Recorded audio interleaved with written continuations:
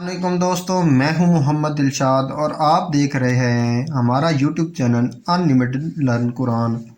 जैसा कि आप लोगों को पता है कि हम इस चैनल पे डेली बेसिस पे कुरान पाक का एक सबक अपलोड करते हैं और उसके साथ साथ वज़ाइफ, स्टोरी और इस्लाम से रिलेटेड हर किस्म की वीडियो अपलोड करते रहते हैं। आज की इस वीडियो में हम एक अफसाना आपकी खिदमत में पेश कर रहे हैं। तो वीडियो शुरू करने से पहले आप तमाम दोस्तों से गुजारिश है कि चैनल को सब्सक्राइब और वीडियो को लाइक ज़रूर कीजिए। कहानी ये है कि एक शख्स की सबसे छोटी बेटी घर को कैसे छोड़कर चली गई और वो किस तरह उसकी शादी एक बादशाह के बेटे से हो गई। मुकम्मल कहानी सुनने के लिए वीडियो आखिर तक ज़रूर देखें। कहानी कुछ यूँ है कि एक सौदागर था, उसकी 3 बेटियां थी। वो और तीनों बेटियां बहुत ही खूबसूरत थी, लेकिन छोटी बेटी की तो क्या ही बात थी। उनके वालिद को उन तीनों से बेहद प्यार था। बस वो डरता था कि कहीं उसकी ये बेटियां उसे छोड़कर चली ना जाएं। इसलिए सौदागर ने यह फैसला किया कि एक दिन वो तीनों से पूछेगा कि वो अपने वालिद से कितना मोहब्बत करती है। ये सोचकर वो अपनी बड़ी बेटी के पास गया और पूछा कि बेटी, तुम मुझसे कितना मोहब्बत करती हो। बड़ी बेटी ने जवाब दिया कि बाबा जान, मैं अपनी जान से भी ज़्यादा आपसे मोहब्बत करती हूँ। बाप ये सुनकर बेहद खुश हुआ और उसे एक कीमती सोने की चैन दी और वो दूसरी के पास गया और उससे भी यही पूछा कि आप मुझसे कितना मोहब्बत करती हो।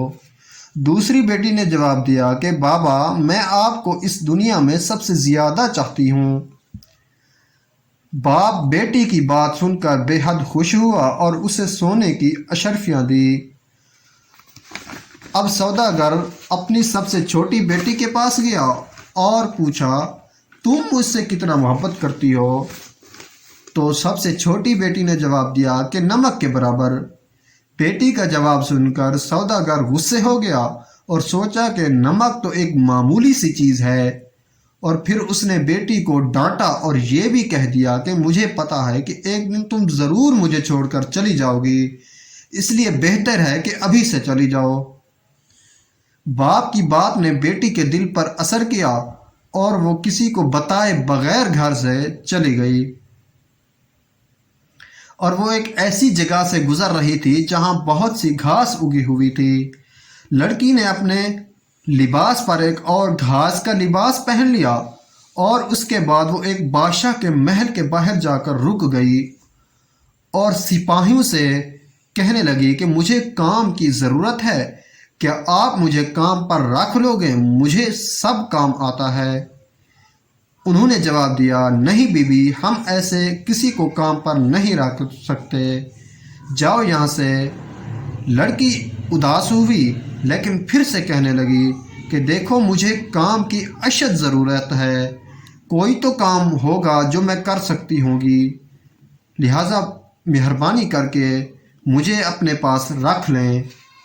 ये सुनकर एक मुलाजिम को उस पर तरस आ गया और उस बावर्ची ने उसे रख लिया और सारा काम उसे बताया और उसे वो जगह भी दिखाई जहां और औरतें सोती थी, यानी रहती थी।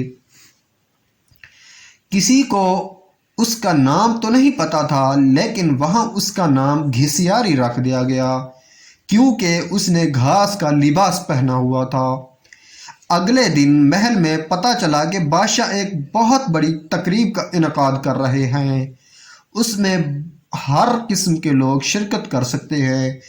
जब तकरीब का दिन आया तो घिसियारी ने जाने से इनकार कर दिया और कहा कि उसकी तबीयत ठीक नहीं है, इसलिए सब ने उसे आराम का कहकर चले गए।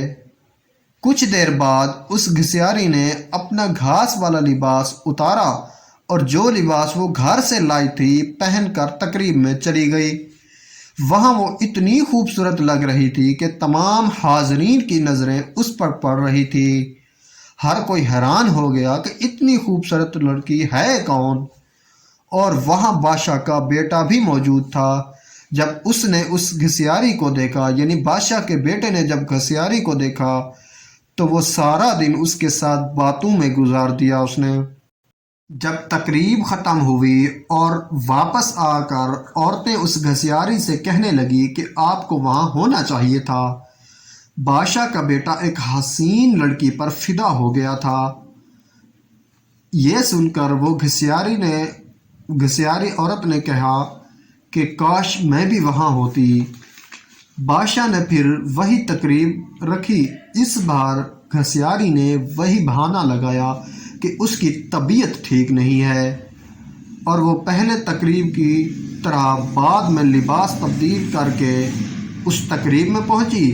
بادشاہ کا بیٹا بہت ہی خوش ہوا اور اسے ایک قیمتی سونے کی انگوٹھی دی۔ پھر تقریب ختم ہونے سے پہلے وہ واپس محل میں آ گئی۔ دوسری طرف بادشاہ کا بیٹا اس پر فدا ہو چکا تھا۔ اس نے فیصلہ کر لیا کہ وہ اپنے والد سے اس لڑکی کا ذکر ضرور ہی کرے گا۔ تیسری تقریب بادشاہ کے بیٹے نے خود جان بوجھ کر رکھائی تاکہ وہ اس لڑکی کو دیکھ سکے، لیکن اس بار گھسیاری نے آنے سے انکار کر دیا۔ شہزادہ اداس ہوا۔ ایک دن شہزادے نے محل کے ملازموں سے سابودانہ بنانے کی فرمائش کر دی۔ گھسیاری کو جب پتہ چلا کہ اس نے سابودانہ بنانے کی خواہش کی تو اسے سابودانہ بنانے کی اجازت دے دی گئی، یعنی کہ گھسیاری عورت نے سابودانہ بنانے کی اجازت لی اور سابودانہ بنانا شروع کر دیا۔ اس گھسیاری نے سابودانہ بنانے کے بعد اپنی قیمتی انگوٹھی جو کہ شہزادے کی طرف سے دی گئی تھی اس سابودانے میں ڈال دی، اور وہ سابودانہ شہزادے کے سامنے پیش کیا گیا۔ اب وہ شہزادہ وہ سابودانہ میز پر بیٹھ کر کھا رہا تھا۔ جب اس نے وہ سابودانہ کھا لیا تو اس نے دیکھا کہ برتن میں انگوٹھی پڑی ہے، اور وہ اپنی انگوٹھی کو پہچان گیا۔ اس نے اپنے ملازمین کو بلایا اور ملازمین نے بتایا کہ یہ سابودانہ ایک گھسیاری نامی ملازمہ نے بنایا ہے۔ پھر گھسیاری کو بلوایا گیا۔ شہزادہ گھسیاری کو پہچان نہ سکا، لیکن جب اس گھسیاری نے بولا تو شہزادے کو اس کی آواز سن کر پتہ چل گیا کہ یہ وہی لڑکی ہے جو اسے تقریب میں ملی تھی۔ گھسیاری نے سارا قصہ شہزادے کو بتایا کہ کس طرح وہ اس محل میں پہنچی۔ شہزادے نے گھسیاری کا بادشاہ کو بتایا اور ان دونوں کی شادی آپس میں کر دی گئی۔ شادی کے کچھ دن بعد ایک بہت بڑی تقریب رکھی گئی۔ اس تقریب میں شہر کے بڑے بڑے سوداگر اور عہدیداروں کو مدعو کیا گیا تھا۔ گھسیاری کے بابا بھی اس تقریب میں موجود تھے۔ کھانے کا وقت ہوا تو میز ہر طرح کے لذیذ کھانوں سے بھر دی گئی، لیکن جب سب نے کھانا شروع کیا تو پتہ چلا کہ کھانے میں تو نمک ہی نہیں ہے۔ گھسیاری کے بابا نے بادشاہ کو مخاطب کر کے کہا کہ اس میں تو نمک ہی نہیں ہے۔